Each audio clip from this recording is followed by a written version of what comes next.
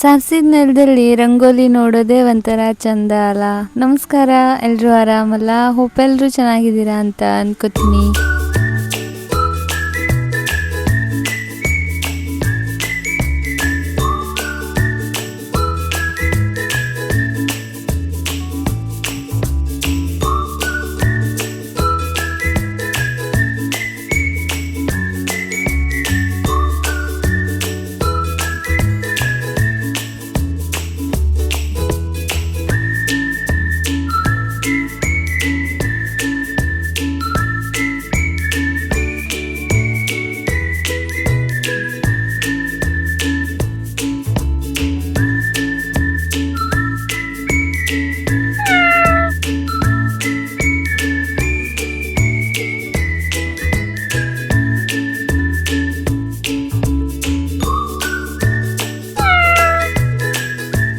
ಹಳ್ಳಿ ಕಡೆ ಎಲ್ಲ ಸಾಮಾನ್ಯವಾಗಿ ಅರಿಶಿಣದ ಪುಡಿಯನ್ನು ಮನೆಯಲ್ಲೇ ಮಾಡ್ಕೋತೀವಿ.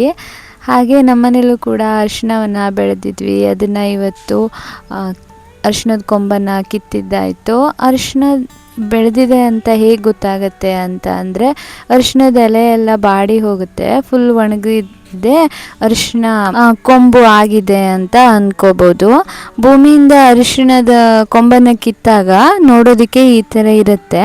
ಆಮೇಲೆ ಇದ್ರದ್ದು ಚಿಕ್ಕ ಚಿಕ್ಕ ಬೇರುಗಳೆಲ್ಲ ಇದೆ ಅಲ್ಲ ಸೈಡಿಗೆ, ಅದನ್ನೆಲ್ಲ ಫಸ್ಟು ನೀಟಾಗಿ ಕಟ್ ಮಾಡಿ ಕೊಂಬನ್ನೆಲ್ಲ ಸಪ್ರೇಟ್ ಮಾಡ್ಕೋಬೇಕು.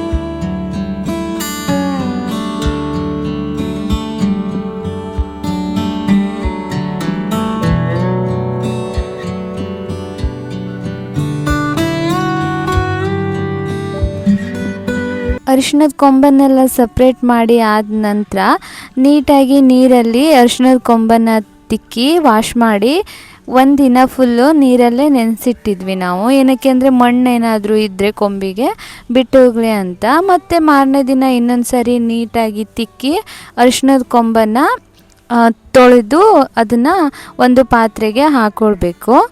ನೆಕ್ಸ್ಟ್ ಇದರಲ್ಲಿ ಮಧ್ಯ ಇರುವಂತಹ ಒಂದೊಂದು ದೊಡ್ಡ ದೊಡ್ಡ ಗಡ್ಡೆ ಇದೆ ಅಲ್ಲ ಅರಿಶಿಣದ ಕೊಂಬು, ಅದು ಲಾಸ್ಟ್ ಇಯರು ನಾವು ನೆಟ್ಟಿರುವಂಥ ಗಡ್ಡೆ. ಅದರದ್ದು ಕಲರ್ ಸ್ವಲ್ಪ ಲೈಟ್ ಬರುತ್ತೆ ಅಂತ ಹೇಳ್ತಾರೆ.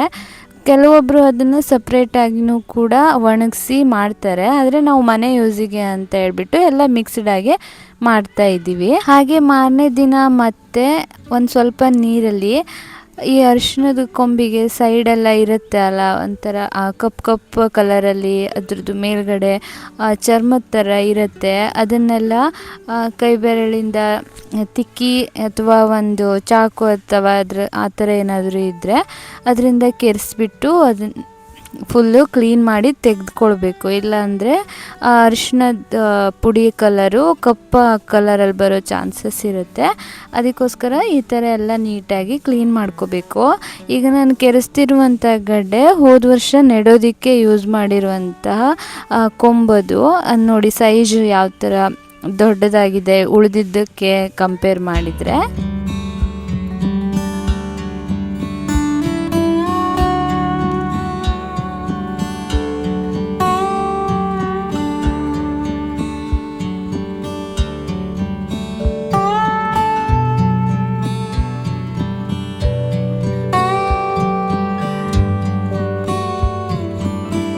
ಎಲ್ಲ ಕೆರೆಸಿ ಕ್ಲೀನ್ ಮಾಡಿ ತೊಳೆದಾದ ನಂತರ ಈ ಥರ ಆಗುತ್ತೆ ಅರಿಶಿಣದ ಕೊಂಬು. ನಾವು ಆಮೇಲೆ ಒಂದು ಸ್ವಲ್ಪ ಹೊತ್ತು ಬಿಸಿ ನೀರನ್ನು ಅರಿಶಿಣದ ಕೊಂಬಿಗೆ ಹಾಕಿ ಸ್ವಲ್ಪ ಒಂದು 2-3 ತಾಸು ನೆನೆಸಿಟ್ಟಿರ್ತೀವಿ. ನಂತರ ಅದನ್ನು ಕಟ್ ಮಾಡಿಬಿಟ್ಟು ಒಣಗಿಸ್ತೀವಿ. ಒಬ್ಬೊಬ್ರು ಏನು ಮಾಡ್ತಾರೆ ಅಂದರೆ ಅರಿಶಿಣದ ಕೊಂಬನ್ನು ನೀರಲ್ಲಿ ಹಾಕಿ ಅದನ್ನು ಕುದಿಸ್ಬಿಟ್ಟು ನಂತರ ಅಂದರೆ ಬೇಯಿಸ್ಬಿಟ್ಟು ನಂತರ ಅರಿಶಿನ ಕೊಂಬನ್ನು ಕಟ್ ಮಾಡಿನೂ ಕೂಡ ಒಣಗಿಸ್ತಾರೆ. ಎರಡು ಮೆಥಡಲ್ಲೂ ಮಾಡ್ತಾರೆ, ನಾವು ಈ ಮೆಥಡಲ್ಲಿ ಮಾಡ್ತಾಯಿದ್ದೀವಿ. ನೆಕ್ಸ್ಟು ಬಿಸಿ ನೀರಲ್ಲಿ ಹಾಕಿ ತೆಗೆದ ಆದ ನಂತರ ನೀಟಾಗಿ ತೆಳ್ಳಗೆ ಸ್ಲೈಸ್ ಬರೋ ಥರ ಕಟ್ ಮಾಡ್ಕೋಬೇಕು. ನಾವು ಒಂದು ಸ್ವಲ್ಪ ಕಟ್ ಮಾಡಿದ್ವಿ, ಆಮೇಲೆ ಇನ್ನೊಂದು ಸ್ವಲ್ಪ ತುರಿದ್ಬಿಟ್ಟು ಮಾಡಿದ್ವಿ.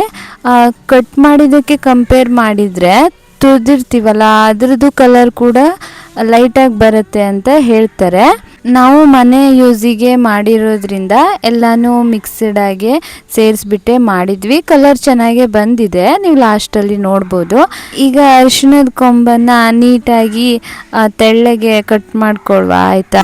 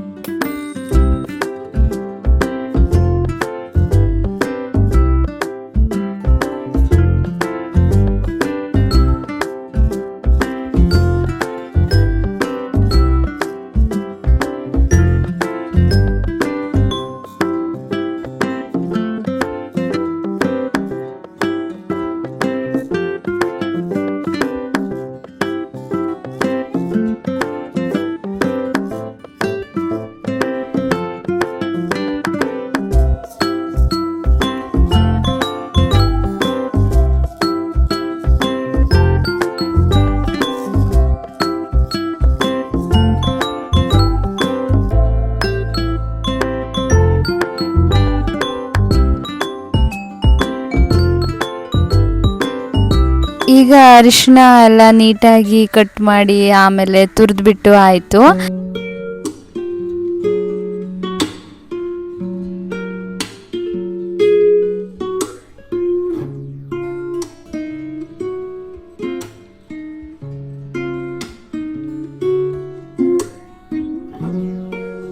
ಇದನ್ನ ಒಂದು ತೆಳುವಾದ ಬಟ್ಟೆ ಮೇಲೆ ಹಾಕಿಬಿಟ್ಟು ಬಿಸಿಲಲ್ಲಿ ಒಣಗಿಸುವ.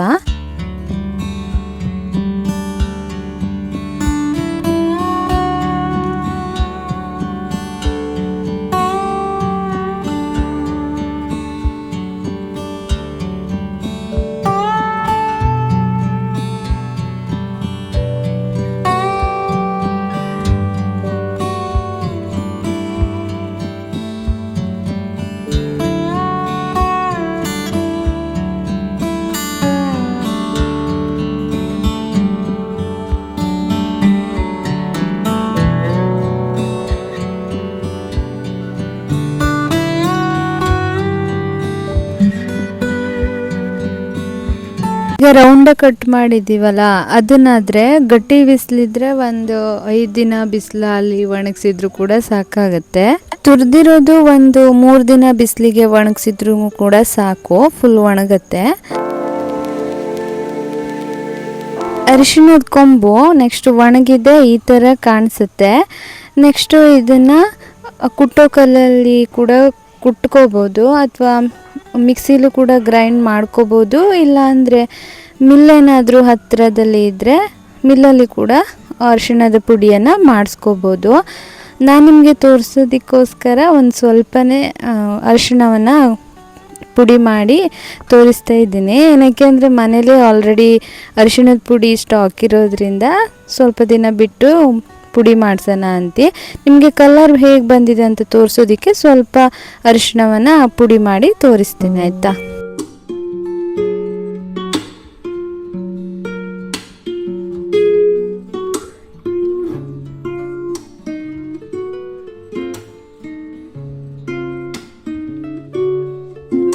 ಅರಿಶಿಣ ಪುಡಿ ಮಾಡಿ ಆಯಿತು ನೋಡಿ. ಕಲರ್ ಕೂಡ ತುಂಬಾ ಚೆನ್ನಾಗಿ ಬಂದಿದೆ, ನಿಜವಾಗ್ಲೂ ಸಖತ್ ಖುಷಿ ಆಯಿತು. ಕಲರು ಡಾರ್ಕ್ ಕಲರ್ ಬಂದಿದೆ, ಬ್ಲ್ಯಾಕ್ ಆ ಥರ ಆಗಿಲ್ಲ, ಲೈಟಾಗೂ ಕೂಡ ಬಂದಿಲ್ಲ.